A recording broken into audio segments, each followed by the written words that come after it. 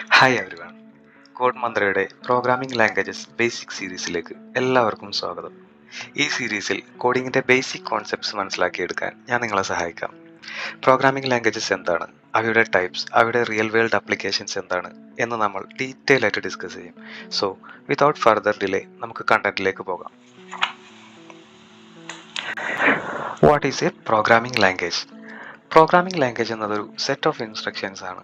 ഇത് നമ്മൾ കമ്പ്യൂട്ടേഴ്സിനെയും ഡിവൈസസിനെയും കൺട്രോൾ ചെയ്യാനും അവയോട് കമ്മ്യൂണിക്കേറ്റ് ചെയ്യാനും യൂസ് ചെയ്യുന്നു.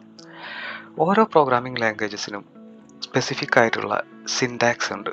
എന്ന് വെച്ചാൽ ആ പ്രോഗ്രാമിംഗ് ലാംഗ്വേജ് എഴുതേണ്ട set of rules and regulations. ആ സിൻടാക്സ് വെച്ചുകൊണ്ട് നമ്മൾ കമ്പ്യൂട്ടേഴ്സിനോട് സ്പെസിഫിക് ടാസ്കുകൾ ചെയ്യാൻ പറയും. ഉദാഹരണത്തിന് പ്രിന്റ് ഹലോ വേൾഡ് എന്നൊരു കോഡ് എഴുതിയാൽ കമ്പ്യൂട്ടേഴ്സ് അതിനെ ഔട്ട്പുട്ടായിട്ട് ഹലോ വേൾഡ് എന്ന് പ്രിന്റ് ചെയ്ത് കാണിക്കുന്നതായിരിക്കും. സോ ഓരോ പ്രോഗ്രാമിംഗ് ലാംഗ്വേജും ഹ്യൂമൻസിൻ്റെയും മെഷീൻസിൻ്റെയും ഇടയിലൊരു ബ്രിഡ്ജ് പോലെയാണ് ആക്ട് ചെയ്യുന്നത്. ഫോർ ഇൻസ്റ്റൻസ്, നിങ്ങളൊരു ആപ്ലിക്കേഷൻ അല്ലെങ്കിൽ സോഫ്റ്റ്വെയർ യൂസ് ചെയ്യുമ്പോൾ നിങ്ങൾ ചെയ്യുന്ന ഓരോ ഓപ്പറേഷൻസും കമ്പ്യൂട്ടറിന് മനസ്സിലാവുന്ന ഭാഷയിലേക്ക് ട്രാൻസ്ലേറ്റ് ചെയ്യപ്പെടുന്നു. പ്രോഗ്രാമിംഗ് ലാംഗ്വേജസ് ഇല്ലാതെ സോഫ്റ്റ്വെയർ അല്ലെങ്കിൽ ആപ്ലിക്കേഷൻസ് ക്രിയേറ്റ് ചെയ്യുക വളരെ കോംപ്ലക്സ് ആയിരിക്കും. ഇനി എന്തിനാണ് പ്രോഗ്രാമിംഗ് ലാംഗ്വേജസ് എന്ന് നമുക്ക് നോക്കാം. കമ്പ്യൂട്ടേഴ്സിന് മനസ്സിലാവുന്ന ഭാഷയാണ് നമ്മൾ ബൈനറി കോഡ് എന്ന് വിളിക്കുന്നത്. ബൈനറി കോഡ് എന്ന് പറഞ്ഞാൽ സീറോസ് ആൻഡ് വൺസ്. ഇതൊരു വളരെ ബേസിക് ആയിട്ടുള്ളൊരു ഫോർമാറ്റാണ്. അതുകൊണ്ട് നമുക്കിത് മനസ്സിലാവാനും വളരെ കഷ്ടമായിരിക്കും. ഹൈ ലെവൽ ലാംഗ്വേജസ് യൂസ് ചെയ്യുമ്പോൾ നമ്മളൊരു റീഡബിൾ ഫോർമാറ്റിൽ കോഡ് എഴുതും. ഉദാഹരണത്തിന് പൈത്തണിൽ പ്രിന്റ് വെൽക്കം എന്ന് കൊടുത്ത കമ്പ്യൂട്ടർ വെൽക്കം എന്ന് പ്രിന്റ് ചെയ്യും.